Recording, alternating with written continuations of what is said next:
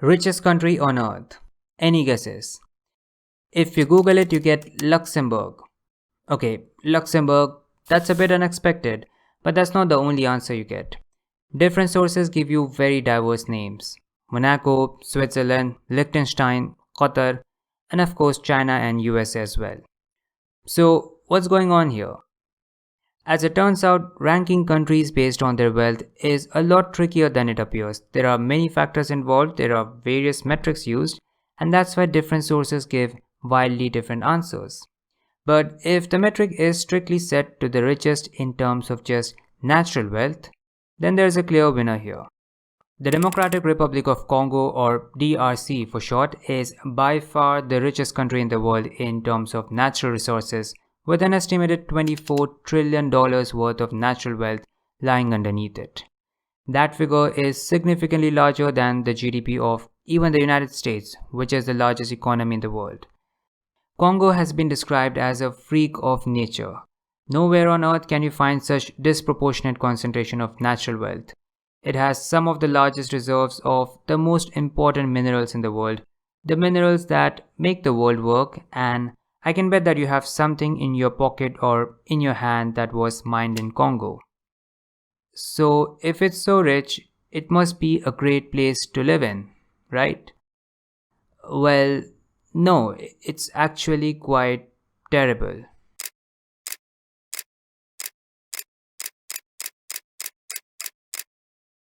In fact, it is one of the least developed countries on the planet.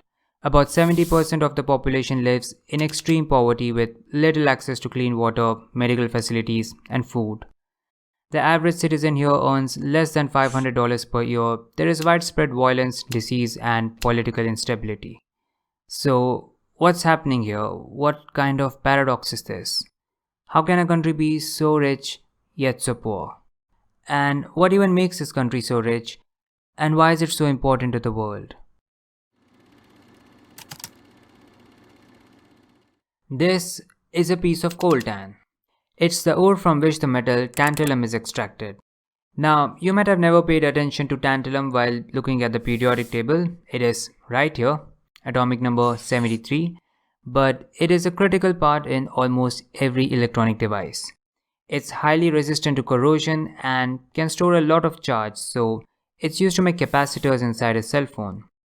And since tantalum can store a lot of charge in a very small volume, the capacitors inside a phone can become really tiny, which leaves much more space for other hardware like powerful processors or speakers. An average phone has just around 40 milligrams of tantalum, but it's irreplaceable, and this is one of the reasons why cell phones went from being bulky like a brick to being small enough to fit in your pocket. There's a thing in my pocket, but it's not one thing, it's many. But tantalum is not just used in cell phones. You can find it in laptops, cameras, vehicles, PlayStations, even jet engines. Now, the whole point of this digression is to tell you that tantalum is important, which means that coltan is important since that's where you get tantalum from, which means that Congo is important because it has most of the rich coltan in the world at about 60% of the global reserves. And this is just a glimpse of what Congo has to offer. It is the world's largest producer of cobalt, which is again an extremely important metal. It's right here in the table, surely more familiar than tantalum. So, what's so special about this metal? Cobalt is used in lithium-ion batteries, the batteries that power electronic devices and electric vehicles. So, it's an element that is absolutely essential for the future, especially as we seek to move away from the use of fossil fuels. And over 70% of the world's cobalt comes from the mines in southeastern Congo. On top of that, there are significant quantities of copper, diamond, tin, tungsten, lead, manganese, gold, crude oil, coal, lithium, uranium, and the list goes on.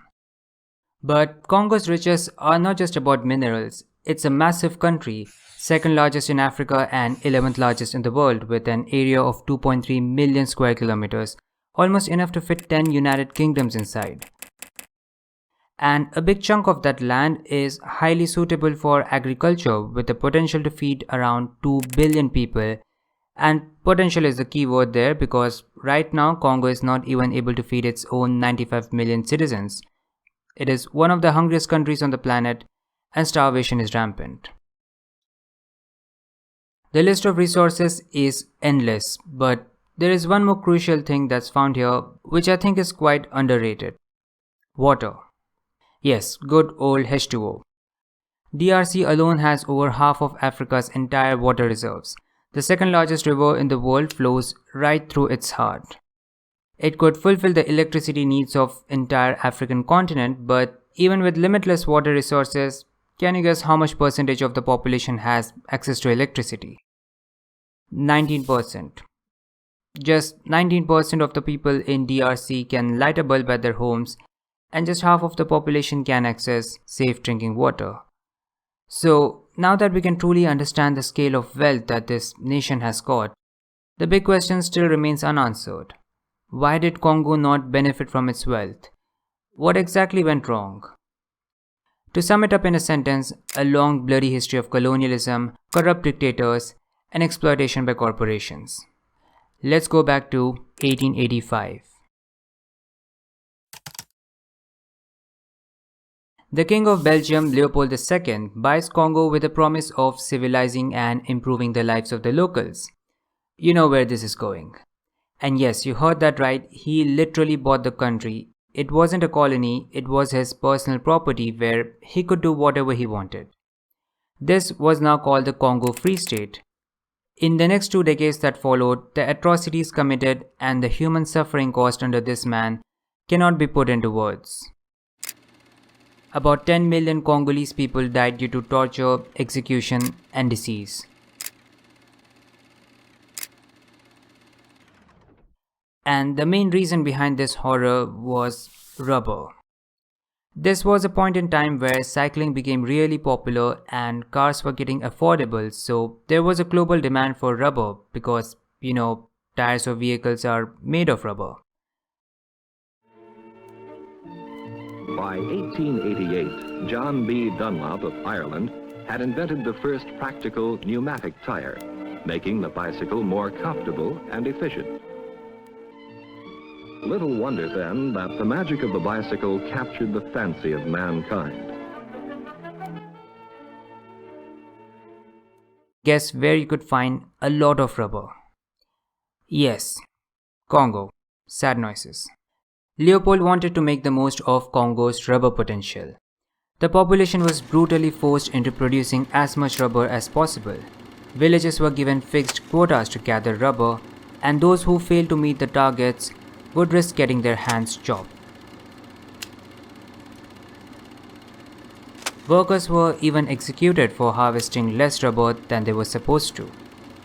Millions died, and things got so bad that even other European colonizers raised concerns over this situation.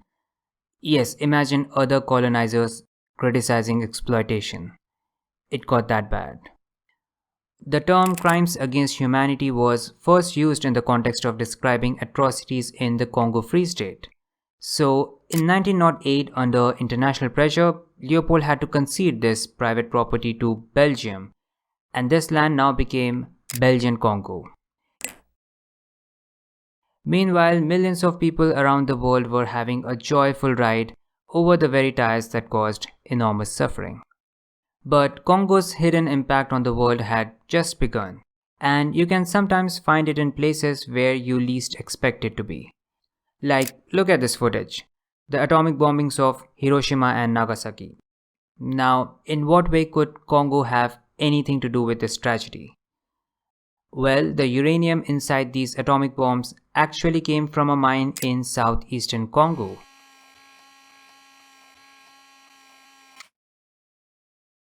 And all of this uranium was secretly transported to the US for the Manhattan Project.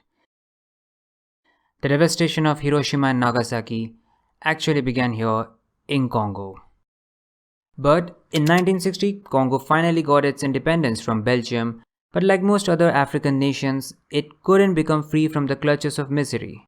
Its first elected Prime Minister, Patrice Lumumba, wanted Congo to be truly independent and in full control of its resources.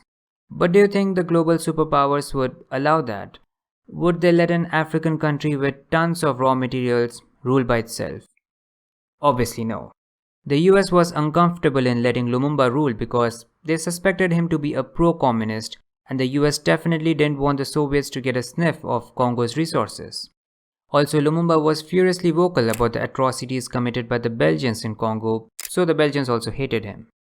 All of this meant that Patrice Lumumba was assassinated in 1961.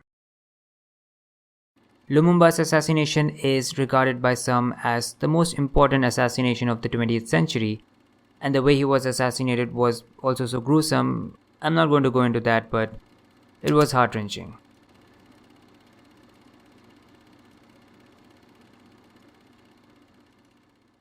The next leader of this country was Mobutu Sese Seko, who had the complete support of the Western powers since he was an anti-communist. President Mobutu, who's been a faithful friend of the United States for some 20 years. Now, this guy was a big fan of changing names. He first changed Congo's name to Zaire, then forced citizens to change their names if their names sounded non-African, and even proceeded to change his own name to Mobutu Sese Seko Kuku Ngbendu Wazabanga. And this literally translates into the all-powerful warrior who, because of his endurance and inflexible will to win, goes from conquest to conquest, leaving fire in his wake. And this name that he gave to himself in itself can give you an idea of the type of ruler he was. He was corrupt to the core, stole billions of dollars from the country, and committed serious violations of human rights. He ruled for 3 decades and was then overthrown, but not before he took his country onto the path of a devastating civil war. The First Congo War was soon followed by the Second, and this is the worst war the world has seen since the World War II, killing over 5 million people. As the world prepared to enter the new century, the situation in Congo was getting worse. But at the same time, elsewhere on the planet, people were going crazy after this device called the mobile phone. Cellular phones not only are becoming less expensive, they're getting smaller. Is that a camera? Yes, no kidding. Yes. Gosh. I know. Phones were getting smaller and smarter, and as I said earlier, a big reason for that is coltan, which Congo has in abundance. Foreign corporations wanted a lot of this mineral to meet the demand, but many coltan mines in Congo are actually under control of armed rebel groups and militias who are part of the conflict. So it's not the people of Congo who profit from coltan or any other natural resource, but it's actually these armed groups who use this money to finance their weapons. So yes, your phone might have actually funded a war. And it's not just coltan, mines of other minerals have the same story, and that's why they're aptly known as blood minerals. So why don't foreign corporations do anything about it? Well, maybe they don't want to do anything to change the situation. Mining in Congo is highly deregulated and no safety norms are followed. Workers risk their lives to mine these minerals in absolutely horrific conditions so that your phone or laptop can work. And they're paid like $1 or $2 per day for this. Now, foreign corporations can cheaply buy all that valuable coltan, which would save them billions of dollars and give them a huge margin of profit.